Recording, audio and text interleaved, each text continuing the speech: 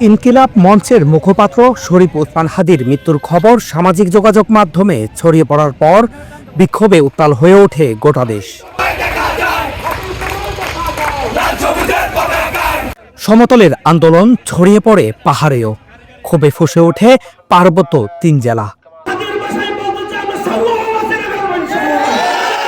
হাদীর মৃত্যুর খবর ছড়িয়ে পড়ার পরপরই খাগড়াছড়ি শাপলা চত্বরে বিক্ষোভ মিছিল বের করে বিক্ষুব্ধ ছাত্র জনতা।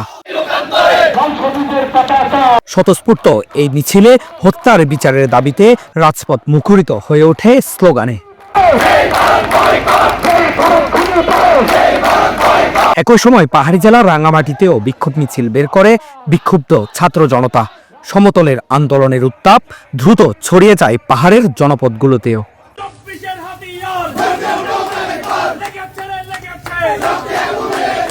একই রাতে হাদী হত্যার ঘটনার ক্ষোভের বহিঃপ্রকাশ ঘটে পাহাড়ি জেলা বান্দরবনেও। বিক্ষুব্ধ জনগণ বান্দরবন জেলার সাবেক সংসদ সদস্য বীর বাহাদুরের বাসভবনে অগ্নিসংযোগ করে। ঘটনার পরপর এলাকায় উত্তেজনা ছড়িয়ে পড়লে আইনশৃঙ্খলা বাহিনী ঘটনাস্থলে পৌঁছে পরিস্থিতি নিয়ন্ত্রণে আনে।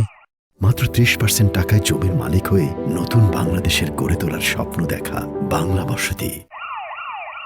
পরদিন শুক্রবার জুমার নামাজের পর হাদী হত্যার বিচারের দাবিতে খাগড়াছড়ি, রাঙামাটি ও বান্দরবনে আবারও বিক্ষোভ মিছিল বের করে ছাত্র জনতা ও সাধারণ মানুষ। তারা শহরের গুরুত্বপূর্ণ সড়ক প্রদক্ষিণ করে দ্রুত বিচার ও দোষীদের দৃষ্টান্তমূলক শাস্তির দাবি জানান। আমরা এই বার্তা খুনিদেরকে দেব, আমরা জুলাইয়ের সৈনিকরা এখনো ঘরে ফিরে যায়নি। আমাদের আন্দোলন, আমাদের বিপ্লব শেষ হয়ে যায়নি যতদিন পর্যন্ত একটি নিরাপদ, সুখী, সমৃদ্ধ, বৈষম্যহীন বাংলাদেশ না গড়ে উঠবে, ততদিন পর্যন্ত আমাদের আন্দোলন শেষ হবে না।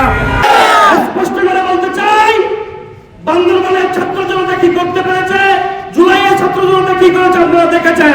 আমাদের প্রশাসনিক থেকে শুরু করে সব, আমাদের সচিবালয় থেকে শুরু করে আমাদের এই উপদেষ্টার এই কেন্দ্র পর্যন্ত আমাদের এই পাশিবাদের দূষণরা রয়েছে। হাদী হত্যায় দেশ জুড়ে যে বিক্ষোভের দাবানল তা এখন সমতল ছাড়িয়ে পাহাড়েও পৌঁছেছে। জনতার স্পষ্ট দাবি, অপরাধীদের দ্রুত আইনের আওতায় আনা না হলে এই আন্দোলন আরও বিস্তৃত হবে। আশরাফুল রনি, বাংলা এডিশন।